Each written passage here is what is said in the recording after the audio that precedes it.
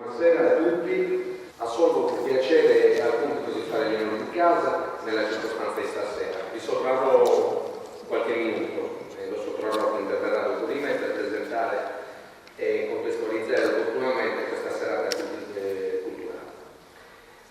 All'amico Gigi Pireda rivolgo le congratulazioni per l'appassionato lavoro che presenta pubblicamente oggi. Esso è frutto in primis della passione intellettuale che l'ha guidato nella non facile navigazione fra le carte e tra le memorie documentarie che sorreggono la ricerca, quelle fonti e quei documenti ai quali ha avuto accesso, grazie all'intensa attività di valorizzazione svolte dal nostro archivio storico, saggiamente diretto dalla dottoressa Antonella Cazzulla. Tutto ciò darà corpo, successivamente, alla lettura che Gigi proporrà sul personaggio femminile e sulle effigie che più di ogni altra simboleggia e riassume la nostra identità. Riordinando gli spunti più adatti a sintetizzare questo mio breve saluto, la mia attenzione si è soffermata su quello che, di se stessa, ha scritto una storica statunitense, Natalie Zemon Davis, autrice di un saggio di successo che, di Web Docet, ha per titolo Storia delle donne in Occidente. È un libro che l'ha accreditata tra le massime esperte di storia del ruolo della condizione femminile in età moderna e soprattutto in età contemporanea. La ricerca, scrive la scrittrice, è per me uno spazio di gioia e di passione intellettuale. Provo un brivido prima di entrare in un archivio in una biblioteca. Cosa troverò? Leggendo i registri finirò per trovare ciò che sto cercando. Troverò, si chiede ancora l'autrice, un segno della verità sull'esistenza del personaggio che ha acceso la mia passione e la mia attenzione.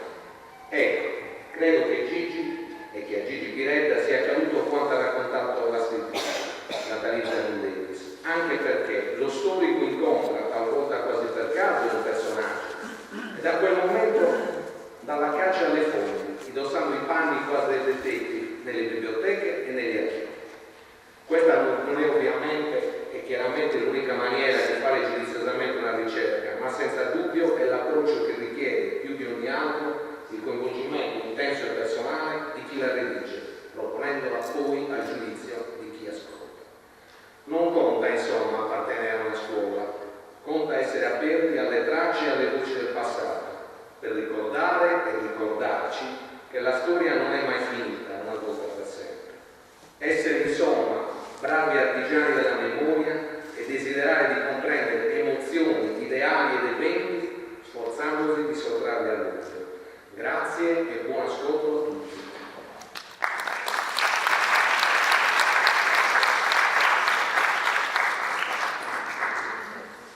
Passo la parola adesso al nostro assessore alla cultura, Massimiliano Sanna, per il suo saluto. Grazie anche io in piedi, sono abituato anche a stare in piedi come sindaco. Buonasera a tutti, naturalmente grazie per essere presenti numerosi anche a questa iniziativa inserita nel programma Ristancio degli eventi, di cui sinceramente ne vado orgoglioso perché si tratta di un lavoro di programmazione importante che sta avendo anche tanto successo. Ringrazio anche tutti coloro che lavorano con l'assessorato alla cultura per la programmazione di questi eventi. Oggi parliamo quindi di Eleonora, ma parliamo di Eleonora in un modo diverso. Parliamo della sua vita, parliamo del monumento che sta proprio qua davanti a questo palazzo, il Palazzo degli Scoruppi. È certamente un monumento che si erge, se non erro, Gigi, dal 22 maggio del 1881. Questo ho rilevato da questo documento, da questa rivista che mi è stata data qualche giorno fa da un amico di illustrazione italiana, che è del 21 luglio 1881, che parla proprio del monumento a Eleonora Dvorea. Ringrazio appunto questo amico che mi ha fornito questo importante documento. Lascio ovviamente poi la parola a Gigi per descriverci bene il tutto. È sicuramente uno studio importante. Gigi, che è un amico, un ricercatore, oggi quindi andrà a relazionarci sulla storia di questo monumento, di cui in città si è tanto parlato, sono state fatte tante supposizioni al riguardo. Oggi Gigi invece ci chiarirà con la storia, parlando della storia di questo monumento, tanti aspetti che forse sono anche spesso abbiamo fatto delle considerazioni ampie su questo monumento. Un lavoro importante d'archivio, parlavo con Gigi qualche giorno fa, analizzato documenti dell'archivio di Vistano, ma anche di Cagliari, di Sassari, di Firenze, quindi un lavoro certosino, un lavoro importante, che ha portato appunto qui a questo evento, a questa serata. Un lavoro d'archivio. Io, come ho fatto in altre circostanze, quando ho parlato del fondo Arcais, ribadisco l'importanza dell'archivio di Vistano. Abbiamo certamente un tesoro prezioso, reso fruibile dal nostro comune, un tesoro prezioso gestito dalla nostra dottoressa Casula, che appunto cura il nostro archivio, insieme a tutta una serie di collaboratori e persone che ci lavorano, che ringrazio ovviamente. Niente, ringrazio ancora Gigi per il suo lavoro, ringrazio ancora l'archivio del Vistano per aver curato e voluto questa serata, inserendo anche all'interno del progetto importante dei beni culturali, i dominici di carta, di cui appunto oggi abbiamo inserito appunto questo importante punto. Ringrazio ancora tutti, invito tutti a partecipare a delle altre iniziative inserite appunto nel cartellone, stanno loro eventi che secondo me merita appunto l'attenzione di tutti voi. Grazie ancora e buona serata a tutti.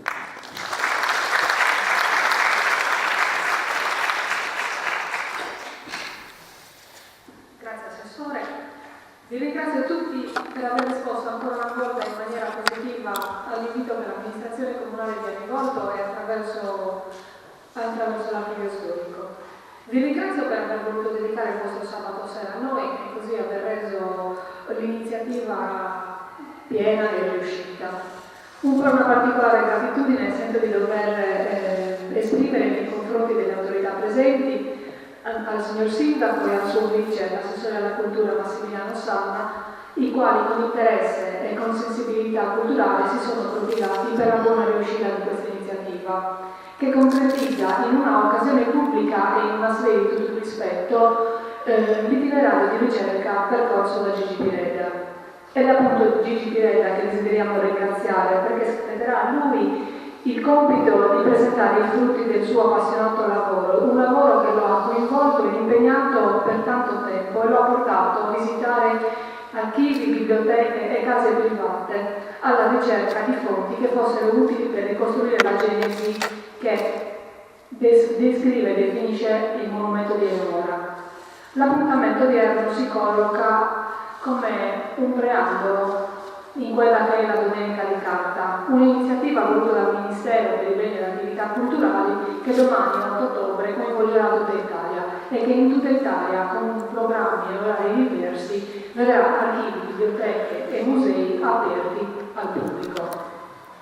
Aperti, a tutti i cittadini, adulti e bambini, che con curiosità e compassione vorranno avvicinarsi direttamente a quelle che sono le fonti della storia. Quest'anno anche l'Archivio Storico Comunale non si è voluto far scappare questa occasione e seppure con un appuntamento vespertino, lo oserei dire, ha voluto aprire le sue porte e mostrare le sue carte. Queste carte che per alcuni magari possono sembrare solo ed esclusivamente delle pagine ingiallite e polverose, per altri, per quelli che sanno ascoltare, per quelli più attenti, per coloro che le sanno leggere, rappresentano invece uno scrigno di fonti e di informazioni, di azioni compiute da uomini e donne che hanno vissuto e che hanno voluto scrivere il nostro presente. Un futuro quindi scritto dalle carte e scritto nelle carte, che naturalmente si rispecchia e si riverbera nel nostro presente, un presente che, non devo essere io a dirlo a voi, è abbastanza complesso e che può essere interpretato solo con una opportuna chiave di lettura, e quella chiave di lettura deve essere ricercata nelle fonti della storia, quelle fonti che ci spiegano perché il presente è fatto in questo modo, perché è così complesso. Diciamo che la ricerca di Gigi si ricollega in maniera molto stretta con quelle che sono le intenzioni del Ministro per i beni culturali quando ha pensato alla Domenica di Carta, perché ha aperto contemporaneamente nello stesso giorno archivi, biblioteche e musei. Questo perché? Perché tengo a sottolinearlo? Perché in ciascuno di questi scrigni sono raccolte delle fonti che possono apparire differenti le une dalle altre, ma in effetti sono delle fonti che, se lette in maniera opportuna, sono collazionabili, sono complementari, e solo collazionando le fonti, come ha fatto Gigi, si può arrivare a delle interpretazioni che sono più vicine alla verità storica. L'intervento che ci propone stasera Gigi ha un titolo abbastanza accattivante. Si intitola infatti Inediti e indizi sul monumento dell'Eleonora. Gigi, con questa sua ricerca e dando questo titolo al suo lavoro, ha voluto quasi preannunciare il fatto che non tutto era stato detto su quel monumento, che ci sono ancora degli ispirati in ricerca e che è opportuno che questa ricerca possa essere portata avanti e che i suoi risultati possano essere noti e messi a disposizione di tutti. Ci ha quindi riproposto una rilettura della storia di Oristano e ci ha offerto un nuovo profilo dei suoi uomini e delle sue donne. Di quegli uomini e di quelle donne che, come ci spiegherà lui stesso più tardi, troppo spesso e non di raro sono stati cacciati come dediti a ignave alla vita stanca. Gigi invece ci presenterà degli uomini e delle donne operosi, dinamici, industriosi, prodighi di idee finalizzate a lasciare dei segni per interpretare il corso della storia. Da questo punto di vista il monumento di Eleonora Gaborea si presenta come un libro, le cui pagine sono state scritte a partire da degli eventi, da dei fatti reali che sono accaduti. Lo stesso fatto che questo monumento si ritrovi nel cuore della città, in piazza Eleonora, non è un caso, è una scelta voluta e valutata in maniera sistematica e puntuale dagli amministratori dell'epoca, amministratori che si sono trovati a dover fare i conti con un periodo storico, con un passaggio di governo importantissimo, e con queste loro decisioni hanno perseguito l'obiettivo di far diventare un piccolo paese di provincia una città capoluogo di provincia. Hanno voluto far fare il salto di qualità alla loro città. Questo ce lo spiegherà Gigi però.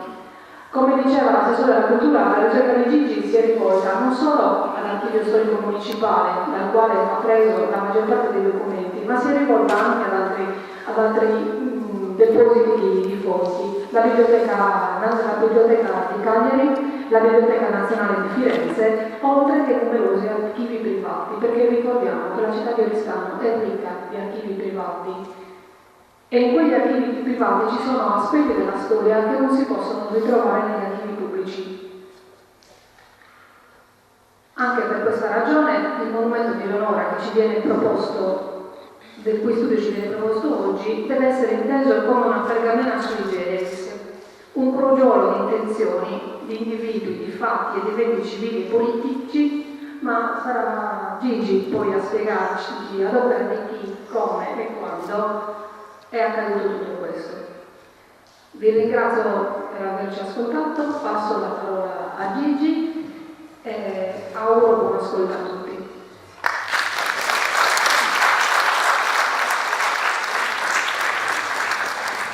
Grazie per essere intervenuti così numerosi, grazie agli amici che sono qui ai miei fianchi, soprattutto ringrazio Antonella e l'archivio storico di Oristano per la pazienza che ha avuto nel sopportarmi tutti questi mesi. Il lavoro è un lavoro abbastanza complesso, fa parte di un ragionamento sulla storia dei contesti. In realtà 54 delibere dell'amministrazione comunale di Oristano dal 1860 al 1882 hanno come argomento l'elezione della statua di Eleonora Gaborea e le abbiamo lette e le presenteremo, sono tutti degli inediti. Altrettanti sono le appendici documentarie ricavate da, come aveva detto Antonella, dalla ricerca su altri archivi e su altre biblioteche. La cosa che mi premo sottolineare innanzitutto è che in questi 20 anni straordinari della storia del comune di Oristano, 1860 siamo nel Regno di Sardegna, poi un mese dopo diventeremo il Regno d'Italia, straordinari perché da amministratori io li chiamo propri amministratori, riescono a traghettare questo paesello di matrice agricola in una cittadina vivente e moderna. Se teniamo ben fermo questo inizio, ci rendiamo conto come poi la storia del monumento si dipani con un punto di vista diverso. È una storia di amministratori, è una storia di persone illustri dal punto di vista. E quello che un po' ha creato più difficoltà nel lavoro è stata proprio una ricostruzione di note biografiche su alcuni di essi. Credo che 3 siano state le figure fondamentali in questa vicenda. Naturalmente il canonico Salvatore Maggiore De Castro e poi 2 giovani sindaci, Lena Floris, Francesco Lena Floris e Giuseppe, io lo chiamerò Peppico Corrias. Loro sono quelli che probabilmente d'accordo con De Castro, di cui non credo sia difficile riconoscerne come gli eredi naturali del pensiero politico, loro portano avanti con convinzione, con una certezza granitica che quel monumento dovesse essere e come sarà il riconoscimento di una nuova classe dirigente che nasce all'indomani del Regno d'Italia. 20 anni mi sono segnato giusto per darvi un'idea di quello che questi amministratori in quegli anni fecero per Oristano e come Oristano si trasformò. Tutto nasce da una tragedia, nel 1860 sul Damana, qui c'è il Mauro che ha fatto un bellissimo lavoro con l'alluvione di Oristano. Nel 1861 Oristano ha il 90,3% dei analfabeti. Nel 63, a seguito delle leggi sul sequestro dei beni ecclesiastici, vi è la requisizione del complesso di San Domenico. Nel 65 l'amministrazione riconoscerà come cittadino onorario Giuseppe Regaldi, di cui ne parleremo. Nel 66 nasce la società operaia del Punto Soccorso. Nel 67 vi è la requisizione del Palazzo degli Scolopi. Nel 68 l'acquisizione della Casa della Missione. Nel 69 la legge degli Arboreali diventa carcere mandamentale. Nel 70 abbiamo il nuovo ponte sul Tirso, le famose 5 arcate, il ponte moderno. Nel 71, dopo 11 anni, Oristano avrà di nuovo l'arcivescovo. Sarà difatti Antonio Soggi. Nel 72 arriva la ferrovia, il primo tratto da Cagliari ad Oristano. E nasce anche la Banca Agricola Industriale Alborense. In una piccola guida pubblicata nel 1872 abbiamo una fotografia di Oristano che è completamente diversa.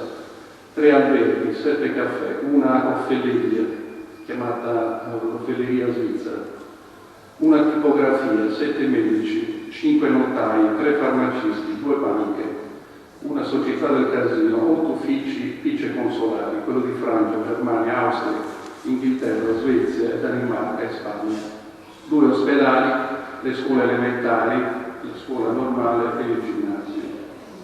Tra il 72 e il 74 abbiamo l'ultimazione del Palazzo Corrias e nel 74 nasce il Teatro San Martino. Nel 75, 1875, viene data la cittadinanza onoraria a Giuseppe Garibaldi.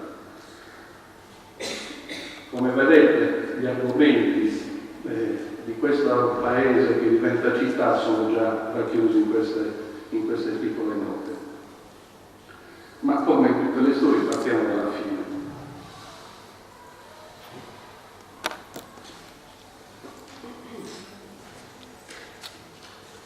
Con lieto animo, superati i lunghi e gravosi ostacoli, la rappresentanza del Comune accede oggi a questo luogo prescelto per l'erezione del monumento alla nostra eroica donna, ad Eleonora d'Arborea. Scopo di questa funzione è il collocamento della pietra nel cui seno, appositamente perforato, si depone un ricordo vergato sopra una data pergamena, quella che ho proiettato ritirato è la bozza autografa di Pico Corrias, che sarà poi concretizzata e verrà affossata nell'ultima pietra. È di una semplicità estrema, ad perpetuam rei memoriam, cioè a perenne ricordo dell'avvenimento, una locuzione latina che spesso si trova nelle pole papali, si trova anche nei medaglioni del ricordo e anche in monumenti sia profani sia sacri. E l'incipit si annota a tutti che in adunanza dell'11 giugno 1860 il cavaliere Don Francesco Nafruris proponeva erigersi in Oristano un monumento alla giudicessa d'Ardolea, donna Eleonora, sapiente legislatrice, valorosa guerriera e pietosa regina. Quella proposta però veniva per il momento ritirata a ragione delle finanze locali. E in effetti fu così. Allora, Enna Floris Francesco è uno di quei giovani sindaci, nasce nel 1830 e muore nel 1870, a 40 anni. A 27 anni, nel 57, l'abbiamo già sindaco di Oristano, considerando che la maggiore età allora era 25 anni, era poco più che maggiorenne. Enna Floris nei suoi mandati fu sindaco 3 volte, dal 57 al 59, dal 61 al 63 e poi dal 67 al 70, quando da sindaco morì per delle febbre terzane, cioè preso una malaria terribile. L'operato di Francesco Enna Floris è di straordinaria attualità e anche di modernità. Difatti è tra quelli che pensa che Oristano deve diventare una città moderna e fa la coppia fino alla sua morte con un'altra figura di sindaco che è Pepico Corrias. Pepico Corrias, sindaco per la prima volta dal 44 al 49, quindi vive il periodo risorgimentale. Anche lui sindaco poco più che trentenne. Pepico Corrias è quasi misconosciuto alla storiografia sacra, anche quella illustre, lo confondono infatti con il figlio. Aveva 7 figli, il quinto dei quali si chiamava Giuseppe come lui, che farà il giudice a Palermo. E questo equivoco che si trascina fino a questi giorni non ha permesso di capire esattamente l'importanza di una figura come il Corrias. Il terzo della storia è naturalmente Salvato l'Angelo De Castro. Salvato l'Angelo De Castro e il Pepico Corrias vivono in simbiosi. Quando non sarà il De Castro il parlamentare espresso dal Collegio di Oristano, lo sarà Pepico Corrias. Si alterneranno. Vivono un'amicizia straordinaria, ma anche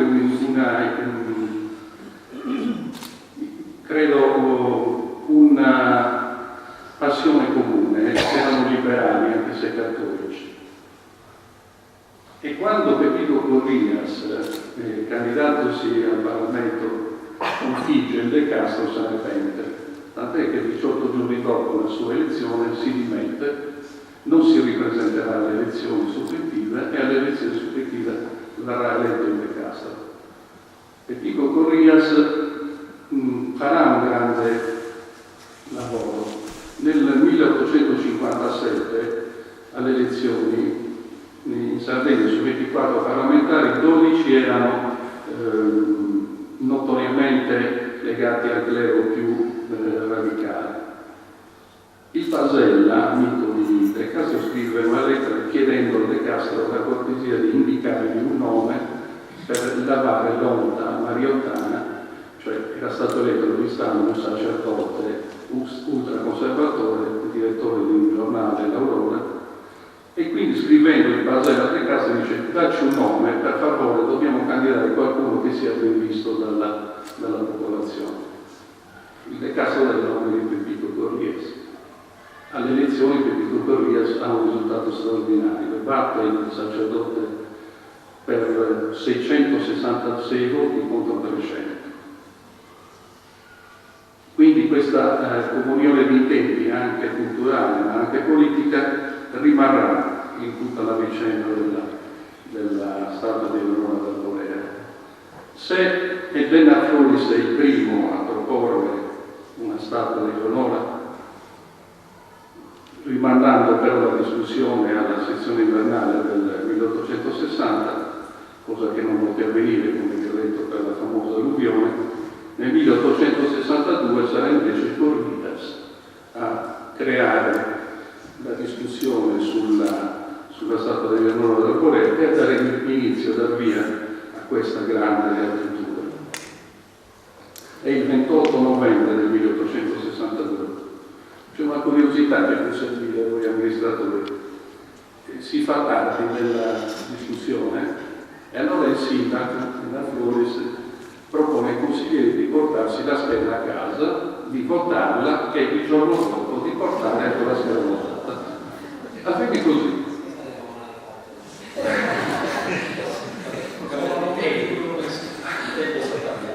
Avvenne così. Nella discussione si stabilirono tre cose importanti e fu il consigliere Spano. La prima che non dovesse gravarsi sul bilancio del comune l'iniziativa dell'elezione del monumento.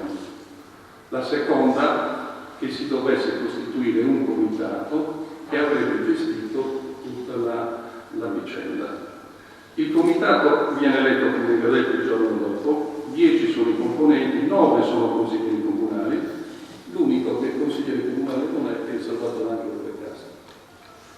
Tengo a sottolineare questo aspetto che era un'espressione, rimarrà sempre un'espressione del Consiglio Comunale, il comitato per il movimento Leonora d'Arborea, e questo lo abbiamo trovato quando i consiglieri si dimettono e al loro posto vengono eletti altri consiglieri. È il caso dei due rappresentanti, Ciuffo e Ravò, che trasferiti ad altri tribunali si devono rimettere al consigliere comunale e vengono sostituiti da consigliere comunale. Questo elemento è importante perché collochiamo tutta la vicenda all'interno di un consiglio comunale, all'interno di un'espressione politica. Non c'erano allora i partiti, c'erano consiglieri che venivano eletti per censo, era un meccanismo un po' particolare, non sto qui a raccontarlo. E sarà anche importante questo meccanismo elettorale perché annualmente veniva rinnovato un quinto dei consiglieri per sorteggio. Questo determinò in tutta la nostra vicenda variazioni nelle maggioranze all'interno del Consiglio, cioè variazioni in quelle che erano le opinioni a maggioranza che si potevano poi prendere. Il De Castro si muove veramente in maniera dedica anima e corpo come presidente del comitato per la statua di Leonora d'Arborea e scriverà un documento che rimane fondamentale, il manifesto che verrà dal Consiglio Comunale verrà stampato in 1000 copie e distribuito in tutta la Sardegna, anche fuori dalla Sardegna. Il manifesto che il De Castro scrive quale presidente del Consiglio del Comitato è veramente un manifesto politico. All'interno vi sono tutti gli elementi che poi porteranno a una spiegazione non solo politica ma anche artistica di quello che deve essere il movimento di Leonora d'Arborea. Un passaggio credo che debba essere letto con attenzione è il sunto. Il monumento che questo illustre municipio intende erigere alla memoria della sua eroina deve essere nel suo concetto un ricordo, un simbolo, una speranza. Un ricordo di tante magnanime gesta onde Leonora si levò a fama sublime, un simbolo di tutte le partite, sventure, di tutti i generosi sforzi fatti da quest'isola per sostenere contro l'insaziabile i suoi conquistatori la propria indipendenza e l'autonomia. Una speranza che intorno a questo unico monumento di nazionale grandezza uno pure sia per essere in tutte le vicende il cuore dei sardi. Teniamo bene a mente questo concetto perché la lettura che io do del monumento del Nord della Corea non può non partire da questo elemento. Quindi un elemento strettamente politico ma anche culturale. l'ispiratore è Salvatore Angelo De Castro. I suoi preziosissimi collaboratori sono Elena Finis e Peppico Borrigas. Il monumento ha, ma nell'idea di De Castro, deve essere anche un movimento popolare che parte dal basso. E soprattutto vengono utilizzati i giornali per pubblicizzare in maniera del tutto completa quella che è l'iniziativa. Ho sottolineato qui in quelle che sono le liste di coloro che facevano delle offerte, il fatto che qui fossero i maestri delle scuole elementari di Oristano, che raccoglievano oltre i fondi, li versavano anche loro, e moltissimi degli alunni di quarta, di terza e di seconda elementare. Le cifre sono naturalmente irrisorie, parliamo di centesimi, ma questo è perché il manifesto, come poi ci dirà De Castro in una lettera inviata all'amministrazione, deve avere lo scopo popolare, cioè il monumento memoria della Borea deve essere di impronta popolare. E questo in una ricerca si contrappone a quello che succede per esempio a Torino per il monumento al Cavour. Le polemiche sul monumento al Cavour sono tante come quelle che avverranno per il monumento al Cavour della Borea, ma la differenza sostanziale è che in un anno a Torino raccolgono 850.000 lire, per il monumento della Borea raccolta rivela dopo 10 anni a 33.000 lire. Quindi la raccolta è popolare.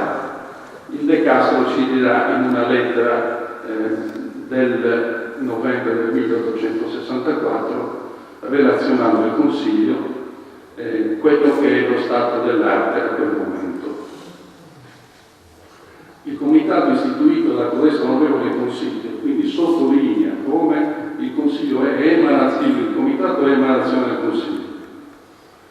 Fu sua prima cura diffondere in ogni parte dell'isola e in vari luoghi del continente un apposito manifesto, nel quale si dava a conoscere il nobile intendimento di codesto municipio di immortalare con un degno monumento la memoria della celebre eroina.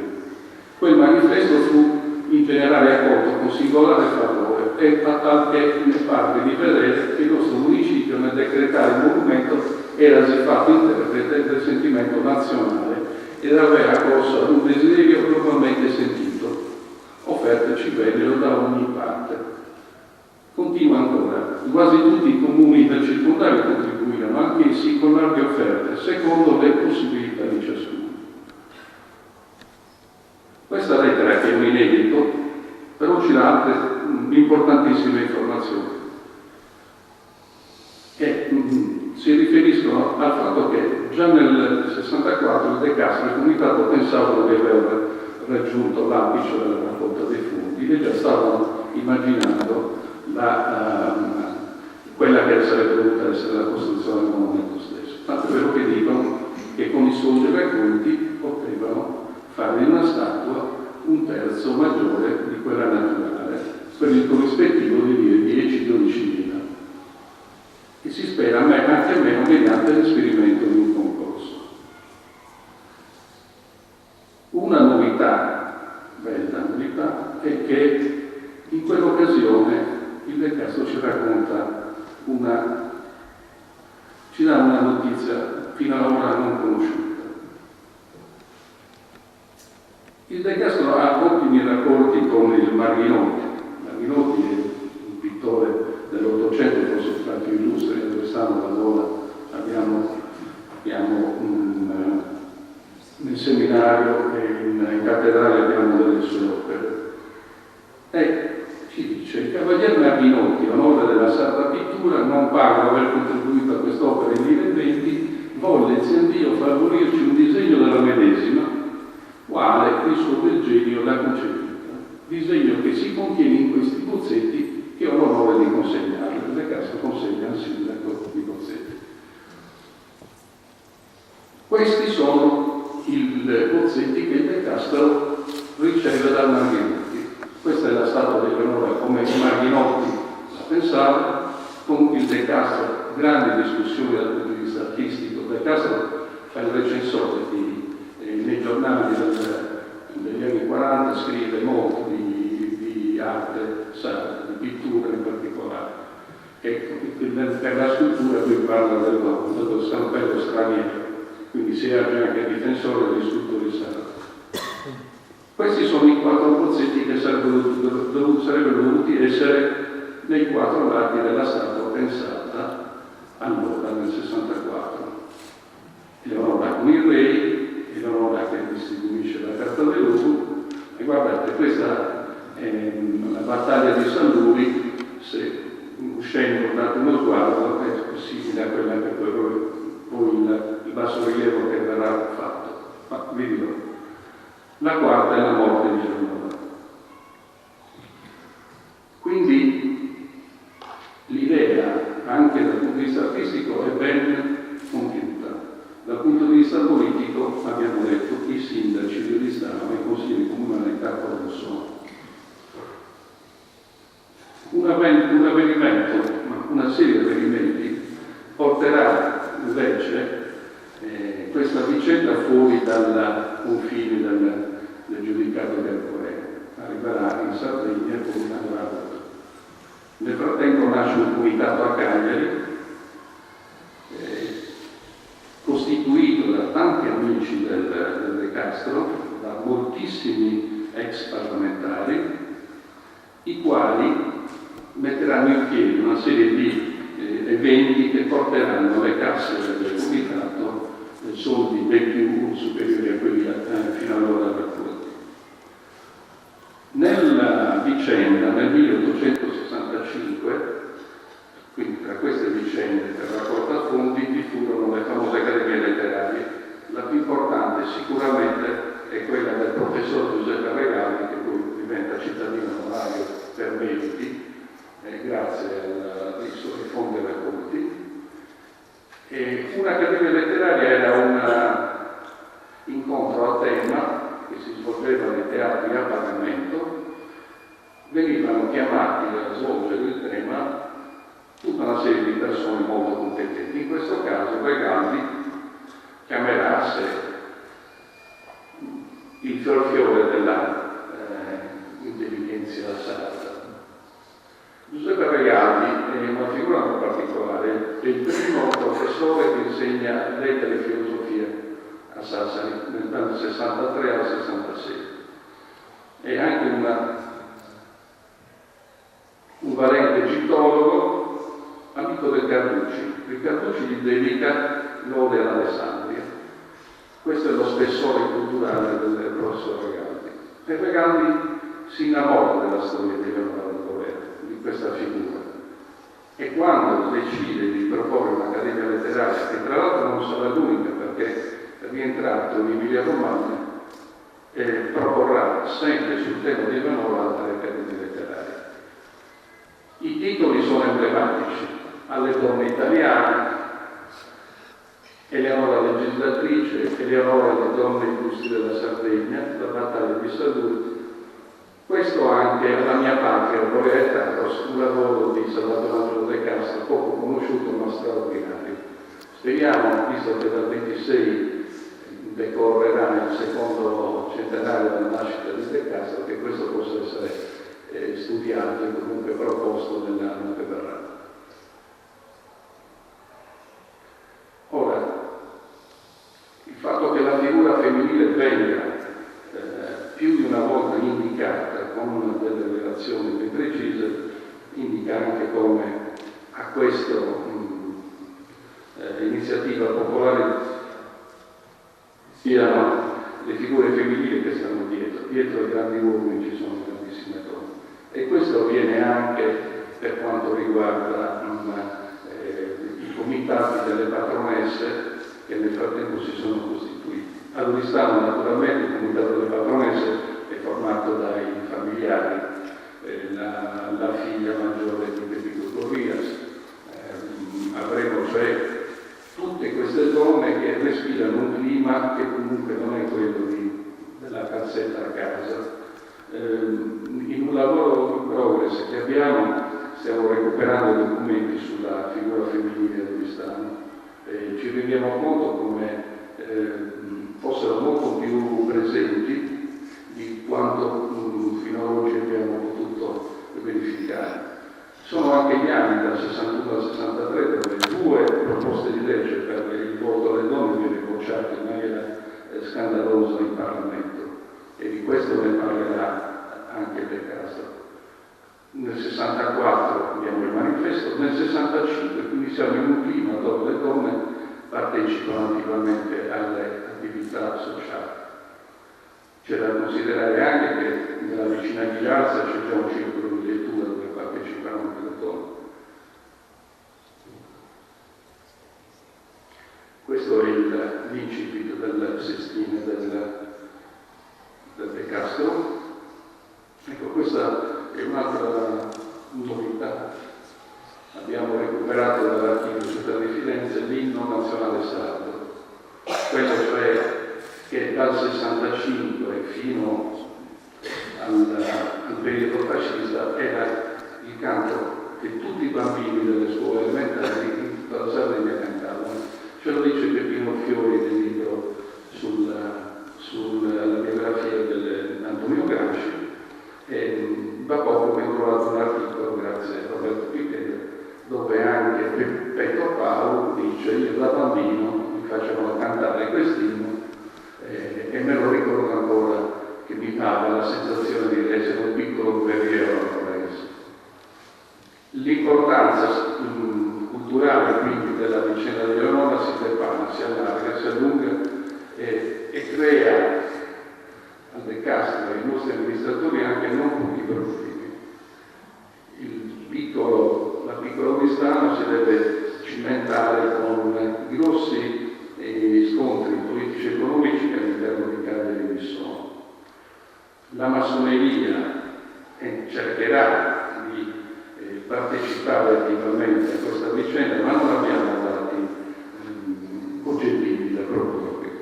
Sappiamo che molti massoni della cagliaritani aderirono ai comitati per il movimento della nuova Valtorea. Molte furono però le donne, le patronesse, e molto interessante vedere come un grande club, quindi di donne, indipendentemente da dove fossero, li abbiamo davanti al Muro, Cristano, Costa, Iglesia, San Mazzari, Quarto Sant'Elena, Macamero, Casale Monferrato, Alessandria, Vercelli, Prato, Rieti e ancora Torino, Firenze, Livorno, Merano, Brescia, Napoli, Palermo, Pisa, Catania, Sassari e Piuzzi. Immaginare che queste donne raccogliessero esclusivamente i premi da poi mettere in una lotteria che si farà nel 1868 mi sembra molto riduttivo. Ma è un lavoro in progresso, dicevo, probabilmente ci torneremo per qualche tempo. La lotteria comunque ebbe un successo strepitoso, ma soprattutto dal punto di vista economico portò sostanze notevoli alla causa. 711 premi, 40.000 biglietti a una lira uno. Non si vendettero tutti. Ma è curioso per chi si vuole interessare della vita delle donne dell'Ottocento vedere quali furono i 711 regali presentati. Giusto, signor Sindaco? Il Comune di Oristano offre 8 bottiglioni di vernaccia. L'ho messo a posto. No, i bottiglioni no, erano damigiani, 8 bottiglioni. Quindi in questa varia umanità di regali abbiamo trovato anche questo. Ora, veniamo al discorso della Statua della Valtorea. Nel 64 il De Castro accenna a un comitato che è tecnico-artistico. Nel 70 questo viene istituito e nel 71 il giurì cosiddetto sarà quello che formalizzerà il concorso. Nell'Avvenire di Sardegna abbiamo in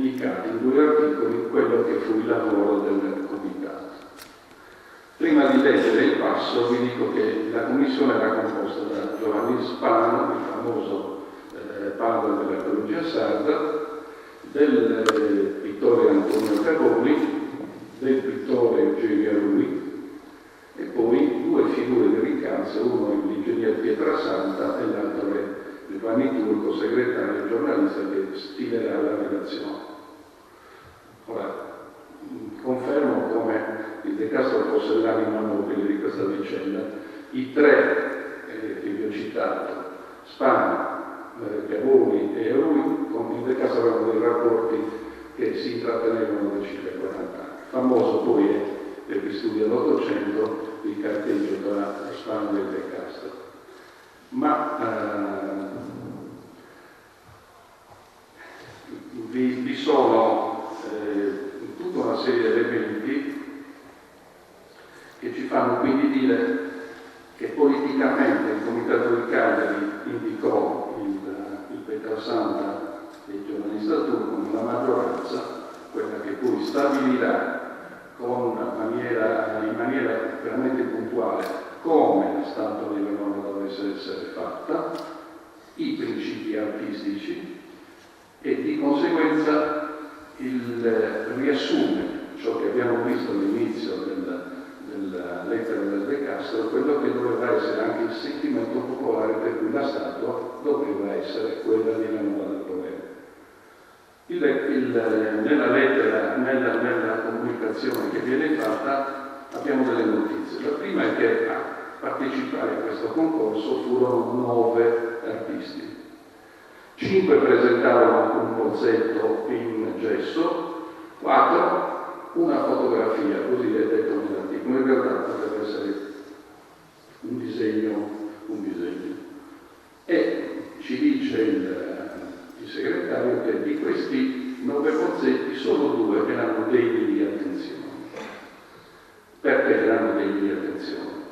Perché il comitato, il giurì, ha esattamente in mente ciò che vuole la statua di Leonora del Rovere. Quindi dobbiamo sfatare le leggende metropolitane che Leonora fosse altro. Il comitato stabilisce esattamente come vuole Leonora del Rovere. E vuole Leonora del Rovere che non sia rappresentata. Questo è il motivo per cui scarteranno il bozzetto dove vi è Leonora con la spada, oppure Leonora vestita in costume sardo. Loro vogliono di più.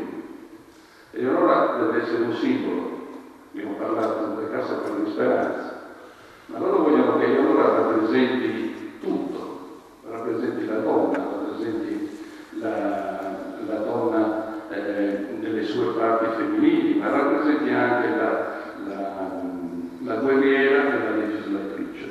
Deve essere una donna, quindi idealizzare il concetto femminile per loro vuol dire avere Eleonora da Rovere.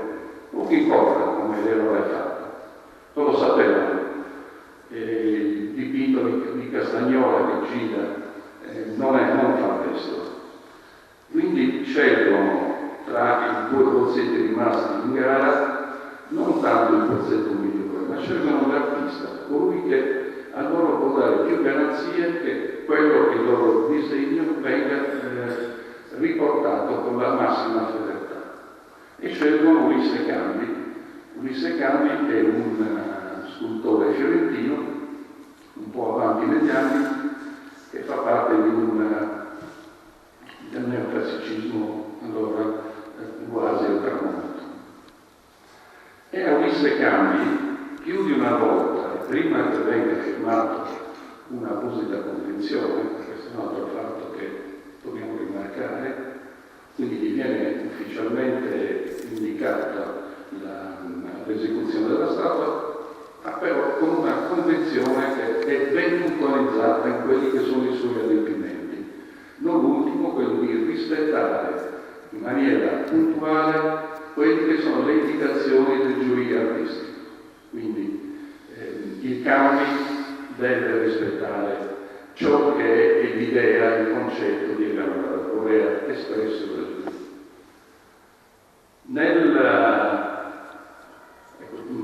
Questa è una vignetta pubblicata dove si vede il canonico Spada con il De Castro, lui basso c'è il Conte, i difensori delle carte di Leonora d'Arborea, ma questo è per come dire, rappresentare la grande amicizia che si aveva tra i due. E Spanos era il presidente del comitato che dà le indicazioni ben precise a lui Secani. L'anno 1872, il 1 di gennaio, viene pubblicata la relazione che riassume un po' quello che vi ho detto. Ci sono molte più particolarità dal punto di vista artistico, non mi posso prolungare altrimenti finiremo tardi, ma merita un'attenzione la lettura di queste 7 pagine. Confermo che si tratta di una indicazione precisa dal punto di vista artistico.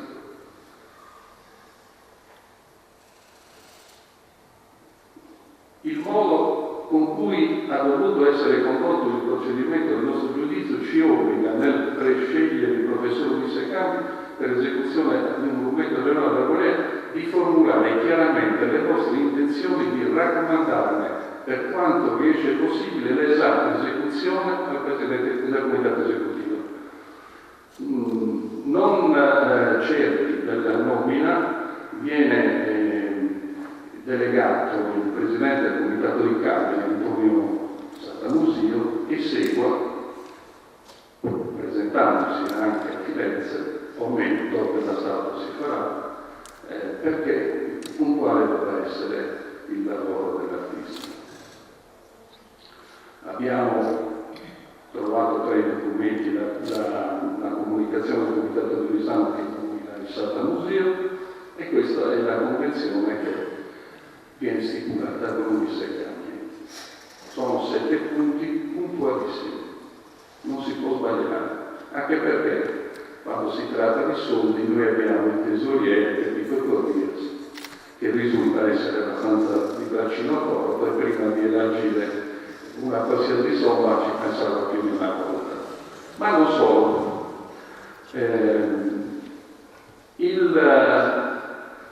I Corrias, come ex parlamentari, nel 1959 aveva a fianco il Giovanni Serpi, il comandante dei carabinieri della piazza di Firenze, quando il Secani incomincia a stupire la statua e chiede il Corrias, Massardo, sanno quelli, cervello fino, fammi su Regere, controllami questo se sta facendo quello che gli abbiamo ordinato di fare.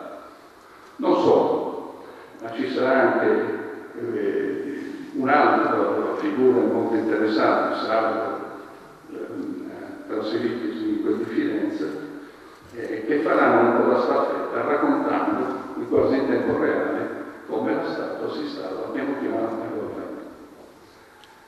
Ecco la statua di Eleonora nel bozzetto del Falcini, Mariano Falcini, e quando cioè Luis Secani per la seconda volta manda il bozzetto con tutte le indicazioni che il comitato e i giurì aveva dato. Quindi quella statua, questa del 1872, è poi quella che noi vedremo qui. L'atteggiamento della statua di Leonora d'Arborea è quello che il comitato voleva. Non si può confondere una statua con un'altra, né si può pensare che il Secani abbia sostituito a molto tempo una statua dell'Italia con la statua di Leonora. Ma questo ce lo dice questo documento che è messo in Carrara il 3 ottobre del 1873, dove viene chiesta la certificazione dello stato di avanzamento dei lavori della statua di Leonora d'Arborea, senza il quale il Corrias non avrebbe elargito la somma pattuita. Da qui ricaviamo un'altra informazione importante. Ulisse Campi disegnò la statua, predispose il bozzetto, ma gli esecutori materiali della statua non furono, se non nell'ultima parte, così come probabilmente avveniva, lo stesso Campi. Chi preparò, sforzò la statua, la portò in condizioni per cui il Campi dovesse dare il questo fu lo studio di Tommaso Lazzarini in Carrara. Quindi la statua di Leonardo da Porretta è stata in gran parte lavorata a Carrara e non a Firenze. Tommaso Lazzarini, difficilissima la ricerca, era la quarta generazione di scultori toscani, ma non abbiamo quasi nulla su di lui. Sappiamo che col fratello ereditarono lo studio del padre, a cui si divisero, e quindi Lazzarini operò più come marmista che come scultore. Tant'è vero che la richiesta della certificazione la fa il Lazzarini, che qui lo abbiamo come cooperatore, quindi era uno che lavorava alla statua, ma non era l'artista. Sì. Ancora, questa è una smodellatura, scusate, ho fatto un po' di macelli.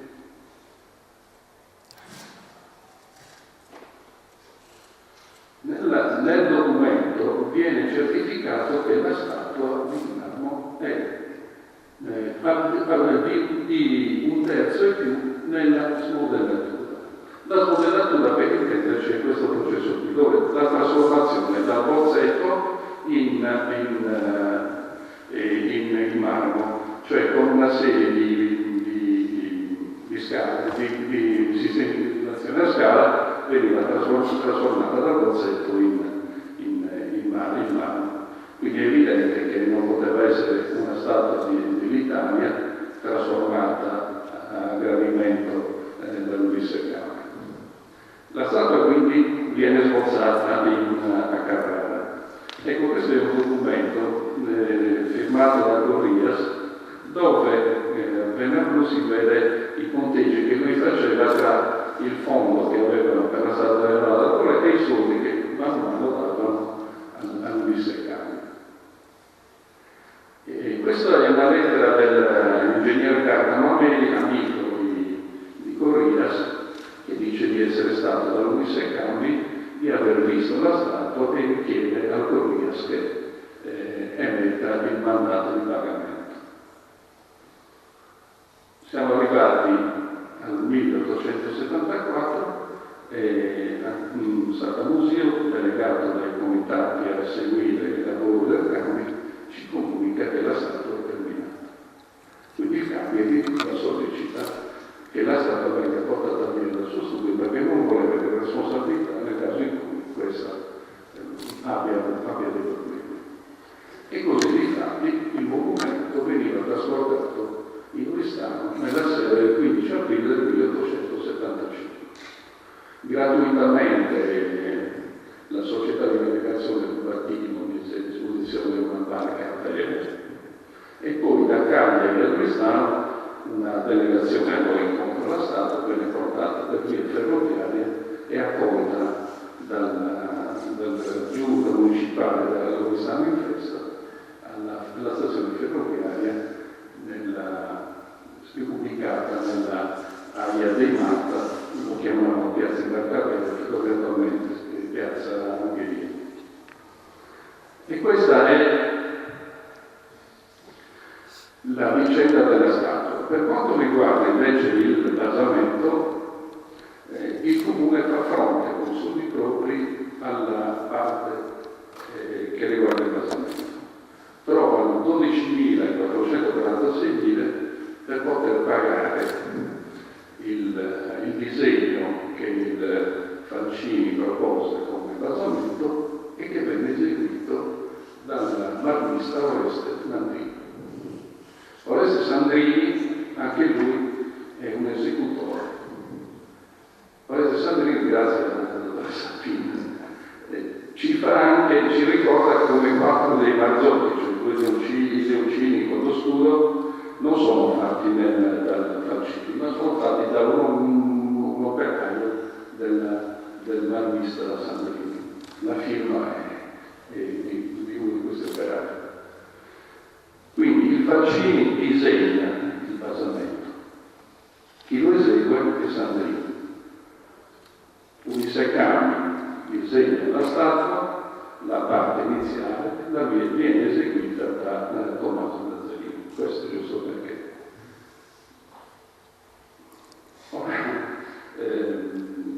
È curioso come nel personaggio anche al Falcini i soldi non arrivano puntualmente al Sandrini, e allora alla Sarda Pepito Corrias gli manda qualche bottiglione di Garnace per dire scusa, ci siamo confusi, avevamo problemi, e quindi la risolve in maniera morale e ringraziamo, e mi manda quello Garnace, un bel veicolo pubblicitario. Questa è la prima foto della Statua Leonora da Borghese, qualche giorno prima della inaugurazione. Si può evincere dal fatto che ci sono ancora parti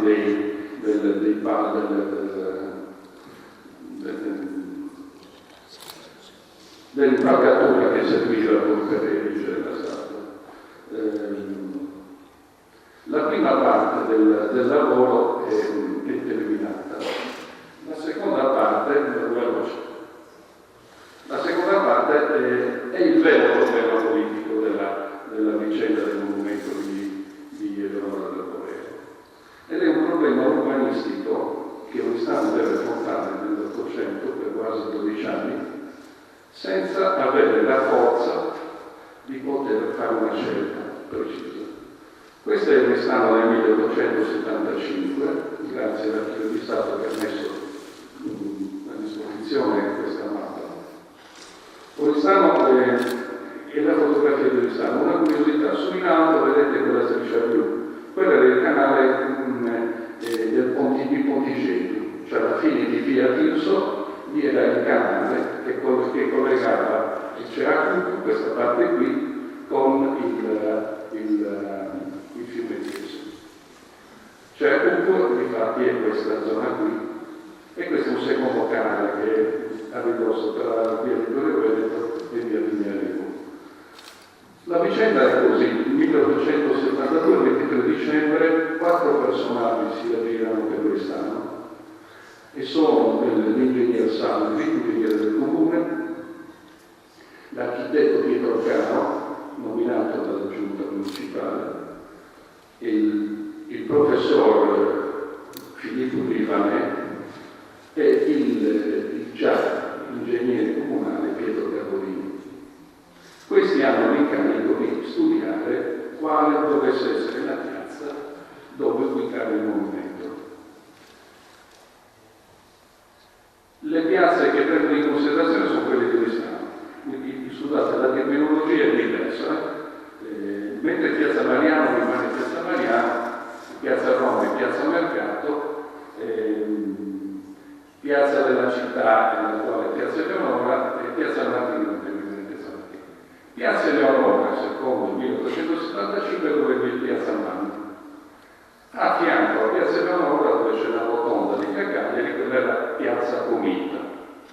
Quindi, giusto per tenere il filo, se no non quello che diciamo più da. Queste sono le relazioni che successivamente, precedentemente il Salvi e successivamente il Cavolini e il Rivanè presenteranno dopo questa ricognizione.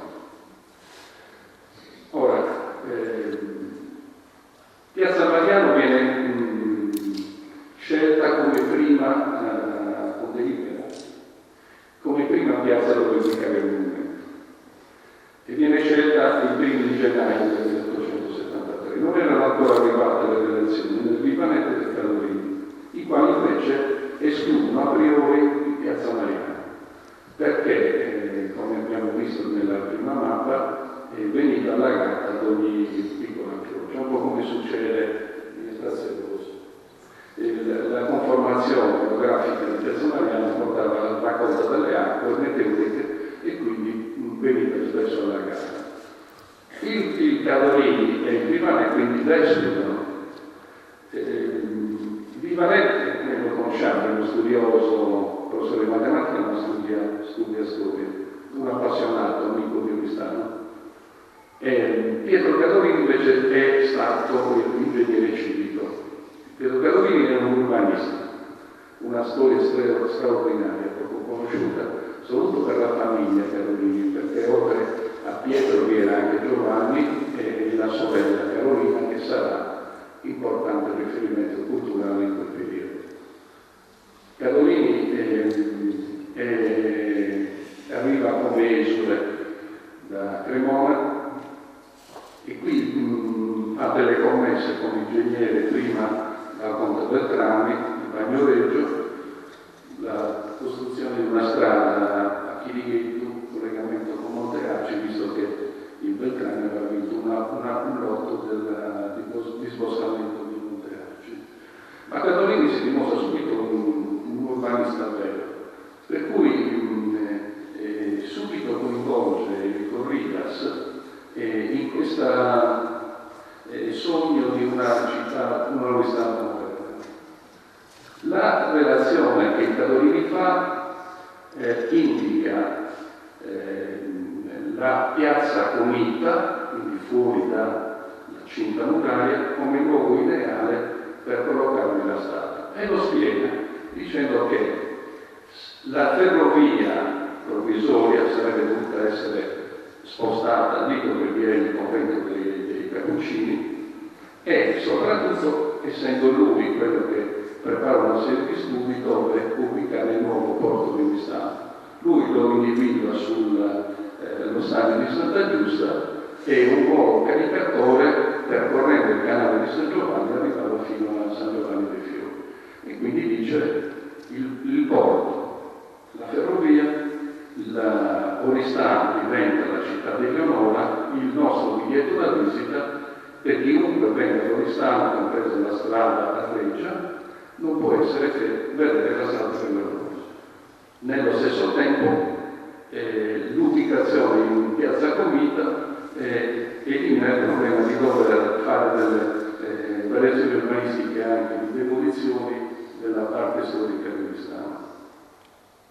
In realtà questa è una soluzione che sta per arrivare a compimento.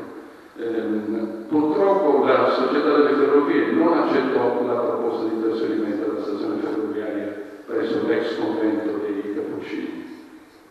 Da lì ci fu il tentativo di chiedere una rettifica della strada provinciale e il prefetto di Cagliari rifiutò la rettifica dopo una serie di relazioni. Piazza Mercato viene esclusa perché, come dice il De Castri in una lettera, non è possibile mettere Eleonora, il monumento di Eleonora, in mezzo alle cipolle e ai citrioli, perché Piazza Mercato lo è Piazza Mercato. Così chiede che non venga, per carità, ubicato nella Piazza Eleonora, cioè attuale Piazza Manno, perché non poteva Eleonora sentire le urie di stripiti dei carcerati, perché nel 69 abbiamo visto nasce il carcere fondamentale. Nel 1873 succede però una cosa strana a quest'anno. L'argomento era talmente sentito che gli amministratori propongono una serie di pubbliche assemblee, che loro chiamano meeting un po' in inglese, e in queste assemblee vengono illustrati i progetti del Carolini del Vivareggio. Vivareggio era per intenderci perché la piazza dove ubicare il monumento fosse piazza della città, dove andava a finire la strada. In queste assemblee, molto partecipate, ci fu proprio l'interessamento dei cittadini di Oristano, che a maggioranza scelsero una delle altre proposte che Vivareggio fece. Ma è importante perché nel 1873 vi è una petizione popolare, 224 persone firmano una petizione dove quasi intimano al Consiglio Comunale che si produca perché il monumento venga posto in piazza Eleonora, cioè in piazza Manno. Pur essendo consci che la maggioranza della popolazione questo non voleva. Quindi il problema urbanistico diventa sempre più caldo e la scelta delle piazze, io adesso sto andando un po' avanti, gli ingrandimenti del 1840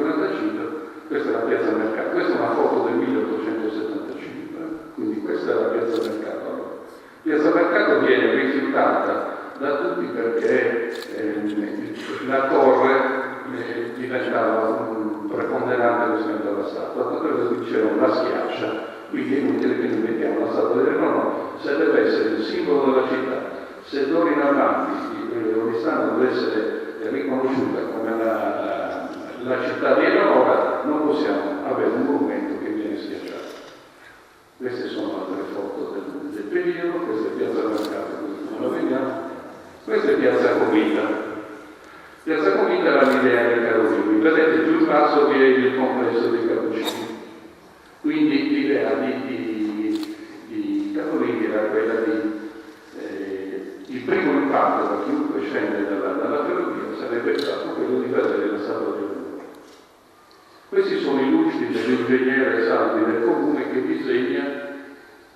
disegna il nuovo percorso, l'abbattimento di Porta Mari e la rettifica della strada che avrebbe dovuto costeggiare le carceri e quindi un viale alberato che nascondesse la statua di Eleonora che sarebbe dovuta essere ubicata più o meno dove c'è adesso quella pianta di fronte alla scuola B. Le vicende si protraggono per altri 2 anni. Ecco, questo è in giallo dell'abbattimento previsto di Porta Mari. L'amministrazione, fino a che Corrias rimase in vita, cioè si ritirò nel 1885 da consigliere, mai e più mai pensò di abbattere Porta Mari, perché le relazioni dell'ingegnere comunale lo sconsigliavano.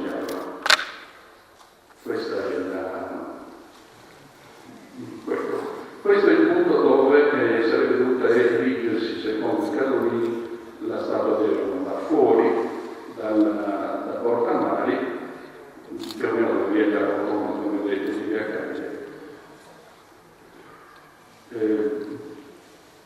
La scelta fu invece per Piazza Martini.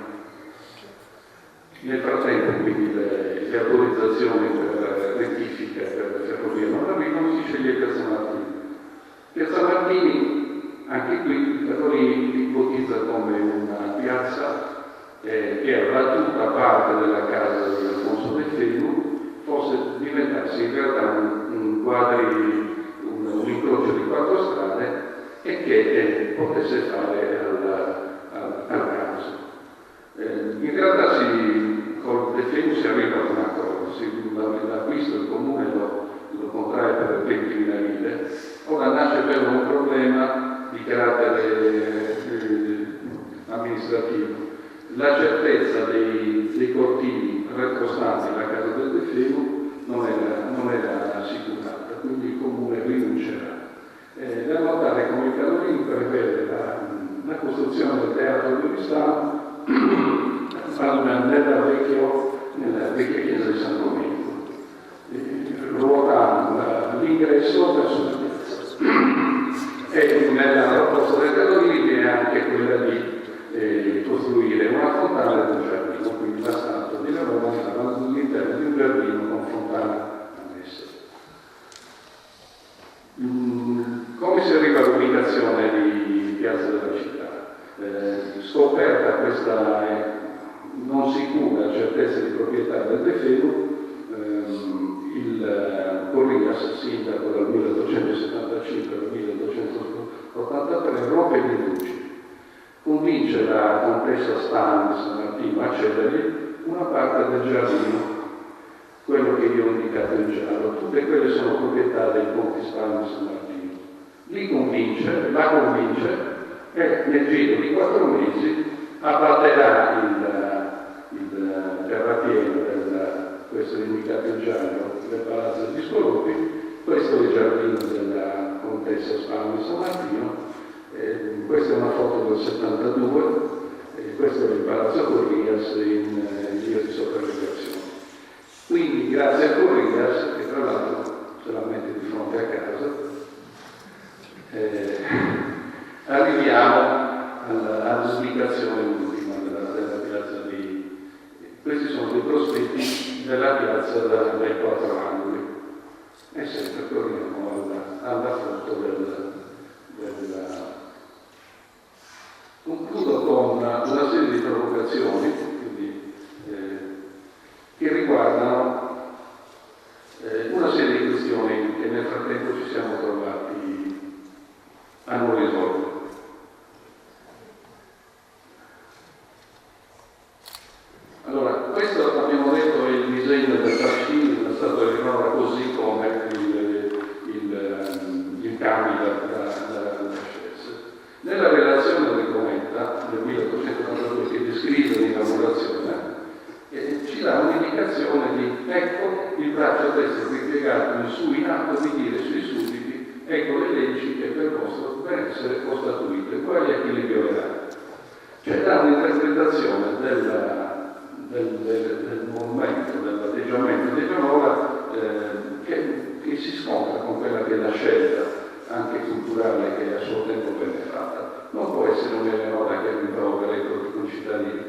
Che senso avrebbe avuto? Allora, questo dito, questo braccio, mi ha fatto venire in mente ricordi di letture. Ricordiamo come la statua per il caso, per il comitato doveva essere una speranza, un simbolo, un ricordo, e ho pensato che forse Ulisse Cami conosceva la statua della libertà della poesia di Pio Felice a Firenze. Guardate il braccio. Questo invece è il monumento a Bergamasca del 1864 di Giovanni Ducret.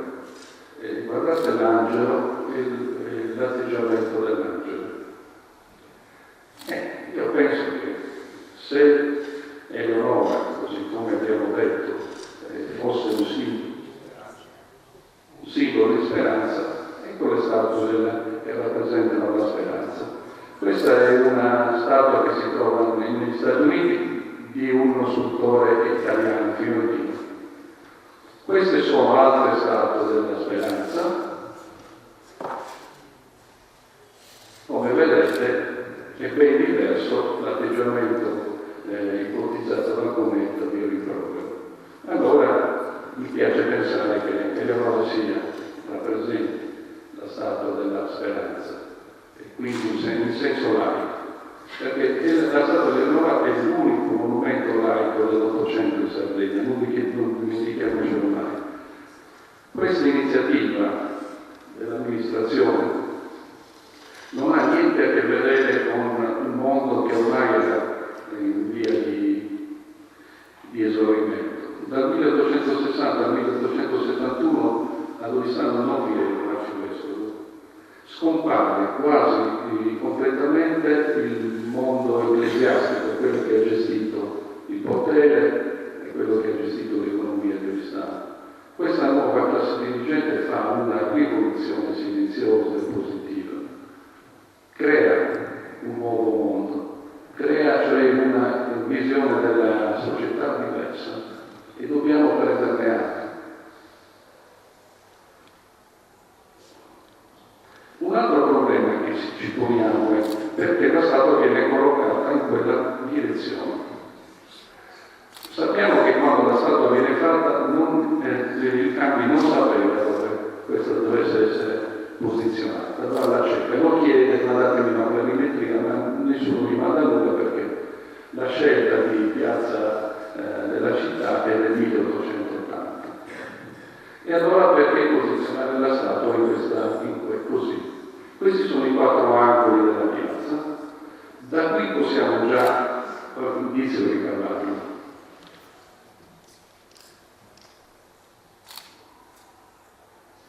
Questo è il lavoro fatto dall'ultimo restauro, credo.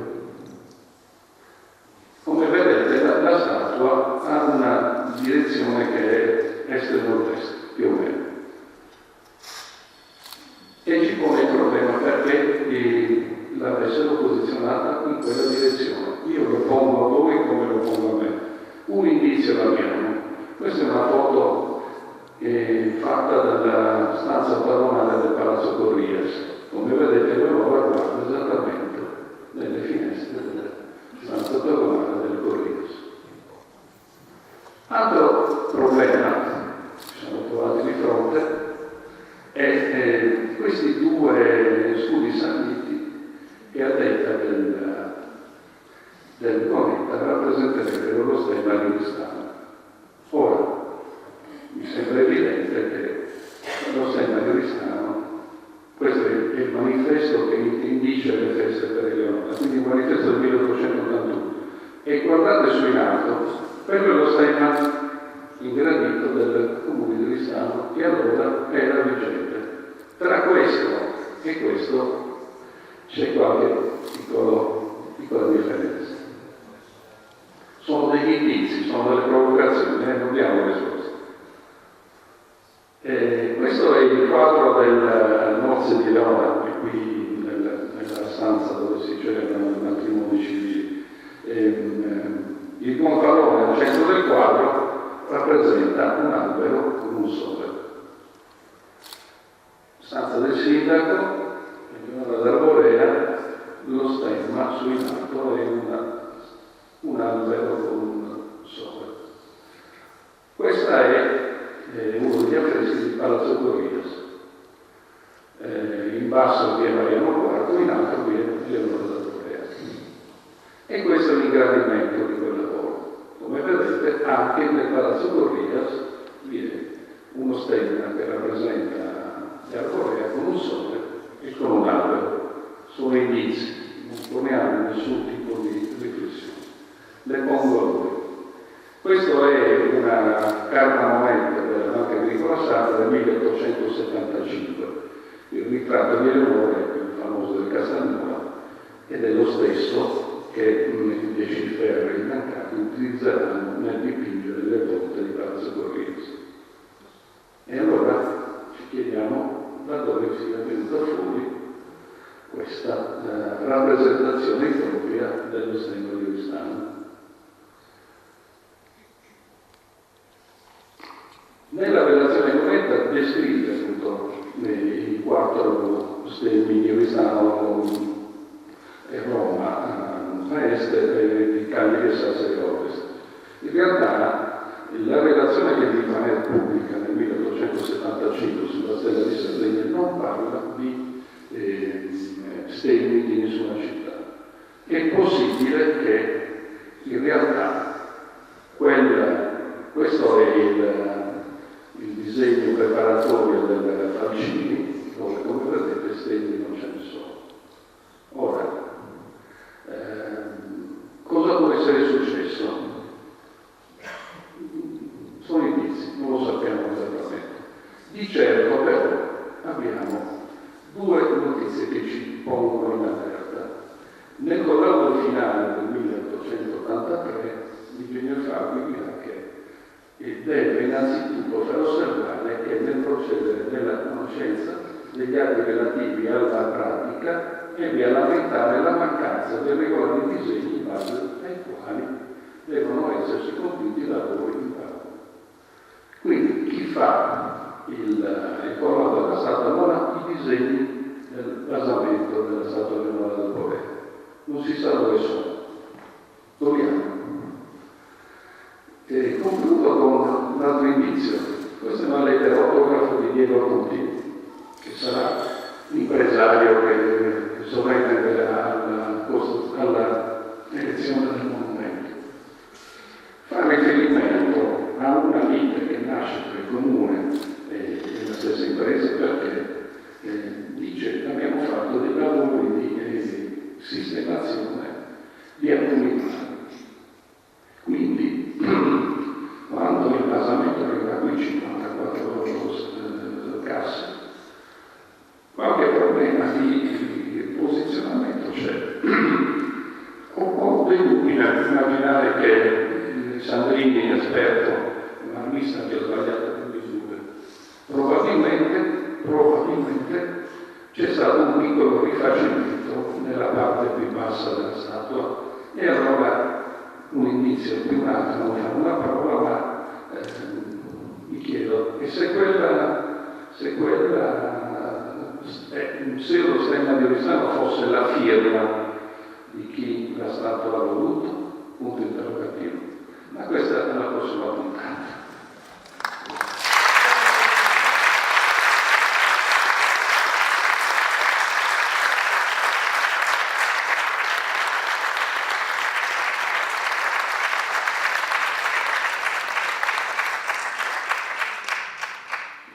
Abbiamo costretto Gigi a condensare tutte le informazioni e i dati che aveva estrapolato nelle sue ricerche.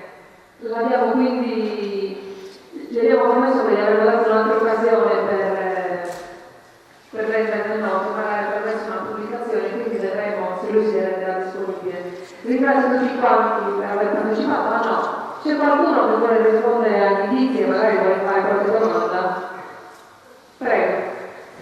Vorrei sapere perché dei bassi rilievi c'è quello che diciamo sia lo stemma di Arborea.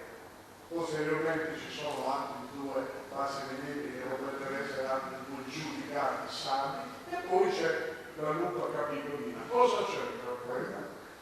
Probabilmente è un riferimento a un'iniziativa che il Comune di Roma prese nel collocare il busto di Nord Corea nel municipio. Probabilmente. Questo ce lo dice il Satamuseo, che addirittura cerca una corretta perché anche lo stemma di Nord Corea fosse 370 stemmi all'interno della consigliere. Questa è un'osservazione un po' estemporanea. In realtà lo stemma di Roma non c'è mai stato, non c'è. Quello è solamente l'appunto capitolo. Così come, per analogia, dovevo dire che quello non è lo stemma di Oristano. E quindi che cosa rappresenta? Però si avvicina, si assomiglia. Quello non c'è proprio più nulla. Avrebbe dovuto mettere 4 stemmi dei 4 significati. Guardi, la vicenda di questi amministratori è veramente straordinaria. Le delibere sono tantissime in questi 20 anni, ma avevano una visione molto moderna della città.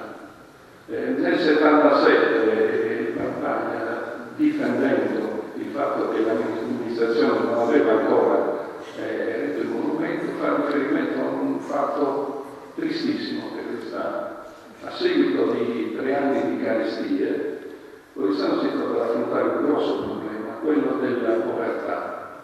E allora il Bartaglia dice: noi abbiamo deciso di soprassedere alla elezione del movimento della Nord Corea perché per noi era più importante far lavorare i poveri. Questo è un elemento che serve a corollario a un'idea, perché questa è un'idea di Stato, non è una Stato, è un'idea, un concetto dove l'amministrazione, ripeto, gli amministratori allora avrebbero una lungimiranza e anche un modo di rapportarsi molto molto popolare. Questo mi ha colpito molto. Riguardo la postura di Eleonora, che è stata definita con il braccio e il dito sollevato, ha dato una definizione.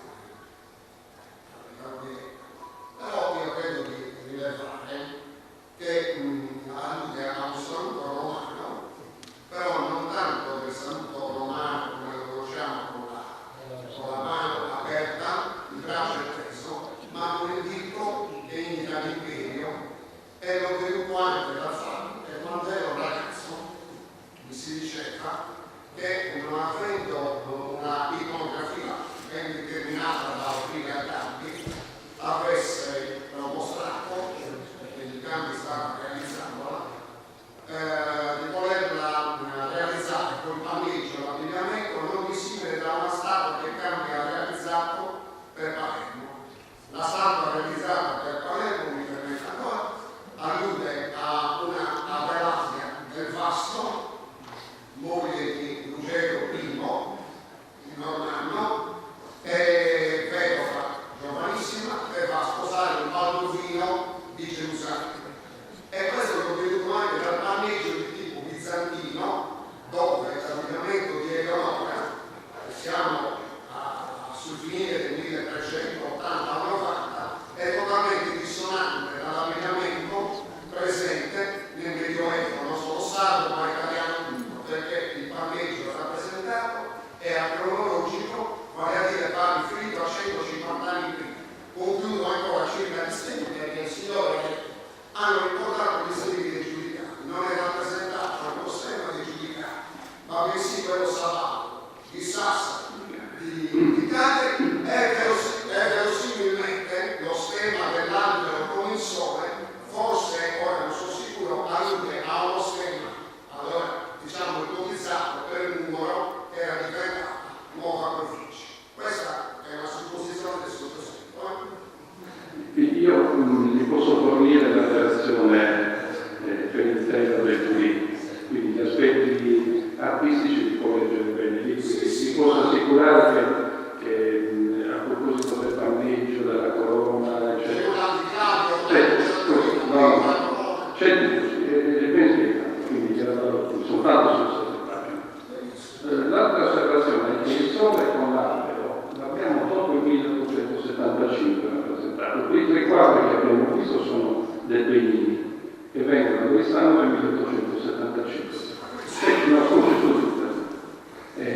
quindi negli indizi proposti questa è una strada, poi uno vada avanti e continui nel lavoro.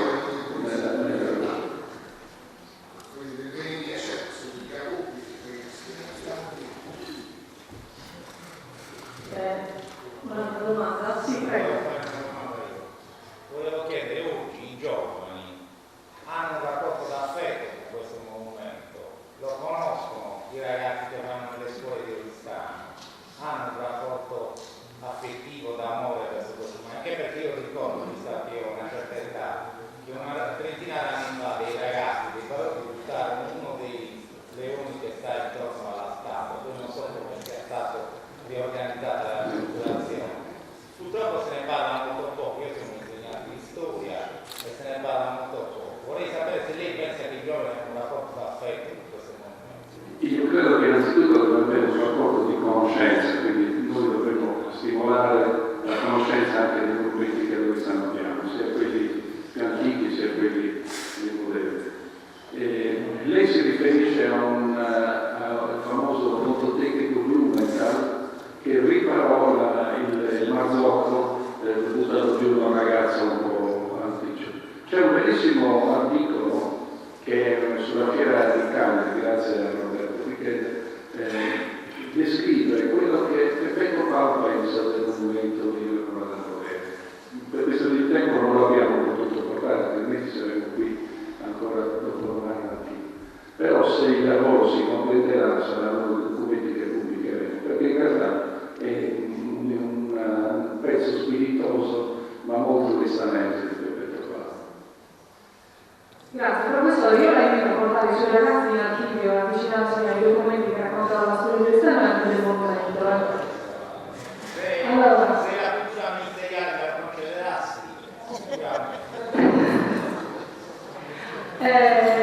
faccio intervenire l'assessore alla cultura che vuole fare un omaggio a Gigi. Niente, Gigi, che dire, grazie Nicola per questo enorme regalo che hai fatto alla nostra città. Noi ti comunque omaggiamo della Carta dei Lavori, che è comunque un ricordo di questa serata. Io, naturalmente, il sindaco,